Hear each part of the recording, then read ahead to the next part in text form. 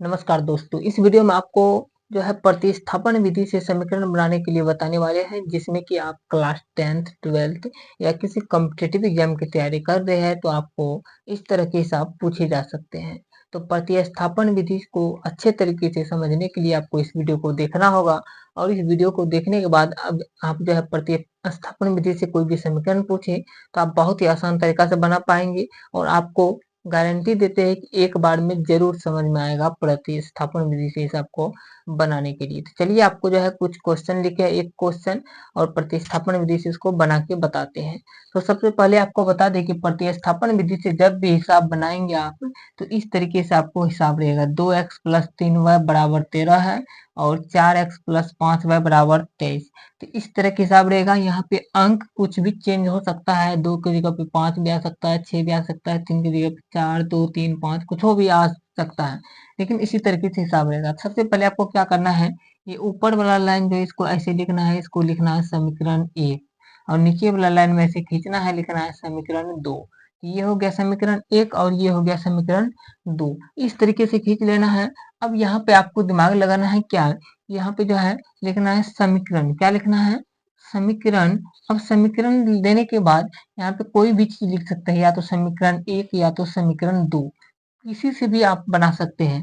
यदि हम समीकरण 2 से बनाना चाहते हैं तो लिख देना है समीकरण 2 से, इस तरीके से लिख देना है समीकरण 2 से। यदि आप समीकरण 1 से बनाना चाहते हैं तो समीकरण 1 से भी बना सकते हैं, जो भी आप किसी भी समीकरण से बना सकते हैं, कोई दिक्कत नहीं है। आपको क्या करना है, समीकरण 2 से करना है तो समीकरण 2 में देखेंगे तो यहाँ पे लिखा है 4x प्लस 5y बराबर 23। तो यदि हम 20 से लेते हैं, या तो आप चाहो तो यहाँ पे इसको लिख भी सकते हो, 4x प्लस 5y बराबर 23 है तो इसको लिख दिए, और यहाँ पे समीकरण 2 जो था इसको लिख दिए जो था यहाँ पे, और यहाँ पे 5y है तो 5y बराबर 23 है तो 23 को लिख देंगे। अब देखिए ये 4x जो है ये यहाँ पे इसके पीछे में प्लस है, कुछ नहीं रहता है तो प्लस रहता है, तो इसको दूसरे साइड ले जाएंगे। यदि इस साइड में लेके आएंगे तो इसका चिन्ह बदल जाएगा, प्लस रहेगा तो माइनस में हो जाएगा, माइनस रहेगा तो प्लस में हो जाएगा। तो यहाँ पे प्लस 4x आता है, इस साइड में हो जाएगा माइनस 4x। इस तरीके से चिन्ह बदल जाता है। एक को लिख देना, आप चाहे तो x को भी लिख सकते हैं, y को उस साइड लेके चले जाना है, प्लस 5y है तो माइनस 5y, इस साइड में 4x को रहने देना है, किसी को भी आप लिख सकते हैं। तो हम यहाँ पे y को लेकर बना रहे हैं तो 5y लिख दिए, बराबर 23 था 23, और प्लस 4x है तो इस साइड में ले गए तो माइनस 4x, इस तरीके से लिख देना है। अब आपको क्या करना है, देखिए यहाँ पे y है तो लिखना y बराबर 23 है 23 माइनस 4x है 4x, बटे में क्या लिखना है, देखिए बटे में ये 5y है ना, यहाँ पे हम लोग y लिख रहे हैं तो 5 जो है ये बच गया है, ये 5 जो होता है ये बटे में जाता है। आप लोग हल करो बनाए होंगे, उसमें यहाँ पे जो है इस तरीके से लिखा जाता है, आपको याद होगा। तो y बराबर 23 माइनस 4x बटे 5, इस तरीके से आ जाएगा। y का मान ये आ गया, इसको लिख देंगे समीकरण 3, क्योंकि समीकरण 1 लिखा है, 2 लिखा है और यहाँ पे समीकरण 3 लिख दिए। अब क्या करेंगे, ये y का मान जो आया है y बराबर 23 माइनस 4x बटे 5, तो इसको क्या करना है, आपको समीकरण 1 में रख देना है। यदि आप समीकरण 2 से बना रहे हैं तो समीकरण 1 में रख दीजिएगा, यदि समीकरण 1 से यहाँ पे बनाएंगे तो समीकरण 2 में रख दीजिएगा। किसी आप चाहे तो किसी यहाँ पे हम समीकरण 1 में रखेंगे, लेकिन समीकरण 2 में भी रखेंगे तो कोई दिक्कत नहीं है, कहीं से भी आप लोग का आंसर पूरा हो जाएगा। तो हम यहाँ पे समीकरण 2 से लिए हैं, इसलिए हम समीकरण 1 में रख के बनाते हैं। जैसे देखिए यहाँ पे लिख देना है y का मान, क्या लिखना है, y का मान जो है समीकरण 1 में रखने पर, y का मान समीकरण 1 में रखने पर, समीकरण 1 में y का मान रखेंगे। आप यहाँ क्या करना है, समीकरण 1 ये है 2x है 2x प्लस है प्लस, यहाँ पे 3y है, y की जगह पे यही मान रखेंगे। चलिए हम समीकरण पहले लिख देते हैं, तब इसको आपको और अच्छा समझ में आ जाएगा। जैसे समीकरण 1 यहाँ पे है 2x प्लस 3y बराबर 13, हम लिख दे रहे हैं 2x प्लस 3y बराबर 13 लिख दिए। अब देखिए y जहाँ पर है ना, y की जगह पर आपको इस y का मान रख देना है। जैसे 2x है 2x प्लस प्लस 3y है, तो आपको याद होगा 3y को हम लोग लिख सकते हैं 3 गुना y भी लिख सकते हैं, 3 गुना y भी हम लोग क्या कर सकते हैं, लिख सकते हैं। इसीलिए यहाँ पे 3y है तो 3 गुना y का मान हम लोग लिखेंगे, y की जगह पे 23 में y बराबर लिखा है नहीं इतना, तो y की जगह पर हम लोग लिख सकते हैं 23 घटा 4x बटे 5, y की जगह पर हम लोग लिख सकते हैं। इस तरीके से लिख देना है, और बराबर में हम देखिए बराबर 13 है तो 13 लिख देना है। इस तरीके से लिख देना है। फिर से समझिए एक बार, 2x को 2x लिख दिए, प्लस था प्लस लिख दिए, 3 y है तो 3, और y का मान यहाँ पे दिया है 23 माइनस 4x बटे 5 आया है, जो आएगा यहाँ पे उसको लिख देना है बराबर। फिर यहाँ पे बराबर है बराबर, 13 है तो 13 लिख दिए। इस तरीके से आप लोगों को भी क्या करना है, लिख देना है। अब यहाँ पे देखिए इसके बाद क्या करना है, यहाँ पे जगह नीचे में नहीं है तो हम यहाँ पे दूसरे साइड में यहाँ पे बना रहे हैं, तो आप लोग नीचे में बनाइएगा, कॉपी में बना रहे होंगे तो नीचे में बनाइएगा। अब देखिए क्या करना है, यहाँ पे दो तरीके से कर सकते हैं। एक तरीका है कि 2x को 2x से लिख देना है प्लस 3 से सबको गुना करके बटे में 5 देना है और दोनों का लघुत्तम लेना है। चलिए उससे भी आसान नियम समझिए, लघुत्तम एक ही बार में हो जाएगा। तो क्या करना है आपको, अगर इसे बटे में आ जाएगा, बटे में नहीं आएगा तो सिर्फ इस रूप में रहेगा तो इसको डायरेक्टली गुना कर देना है। और यदि बटे में आ गया तो आपको क्या करना है, ये 5 जो है ना बटे में जो रहेगा ना यहाँ पे, इसको इस शुरू वाला से गुना कर देना है। शुरू वाला से क्या करना है, गुना कर देना है, और अंतिम वाला से अंतिम में गुना कर देना है। हाँ, बीच में ऊपर का ऊपर से गुना कर देना है 3 को सबसे जो है। चलिए समझ आते हैं आपको, जैसे 5 है, इस 5 को जो है शुरू में क्या है 2x है, 2x से गुना कर देंगे, 5 दूना 10x होता है तो हम लोग यहाँ पे लिख देते हैं 10x। फिर प्लस का चिन्ह है तो प्लस का चिन्ह दीजिए। फिर क्या करना है, बीच में है तो बीच में गुना कर देना है। जैसे 3 कॉमा है, यहाँ पे बीच में गुना रहता है, 3 कॉमा 23 माइनस 4x है तो 3 को 23 से एक बार गुना करेंगे, 23 गुना 3 करेंगे तो हो जाएगा 3 तिया 9, 3 दूना 6 यानी 69 हो जाएगा।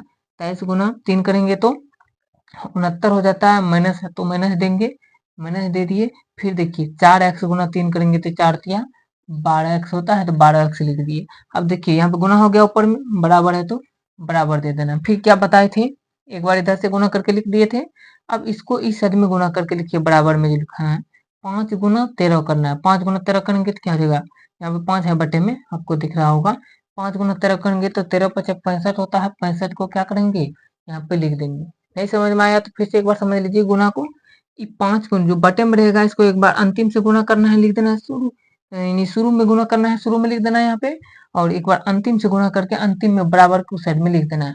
अब बीच में जो लिखते हैं इसको लिखना है, 3 से इसको एक बार गुना करना है, एक बार इसको, जैसे 23 गुना 3 किए 69 माइनस माइनस 4x गुना 3 किए तो 12x, इस तरीके से लिखना है। अब यहाँ पे फिर बनाना है, जैसे देखिए 10x है, यहाँ पे माइनस 12x है, दो गो x वाला है तो इसमें से घटेगा, यहाँ पे प्लस में माइनस में है तो 10x माइनस 12x, 2x बचेगा, इधर से घटेगा तो माइनस का चिन्ह है तो माइनस 2x बचेगा, यानी 10x है माइनस 12x है, इसमें से घटा, इसका चिन्ह देखिए माइनस का है इसलिए 12 में से 10 गया तो 2 बचा, उल्टा घटा तो माइनस का लगा दिए।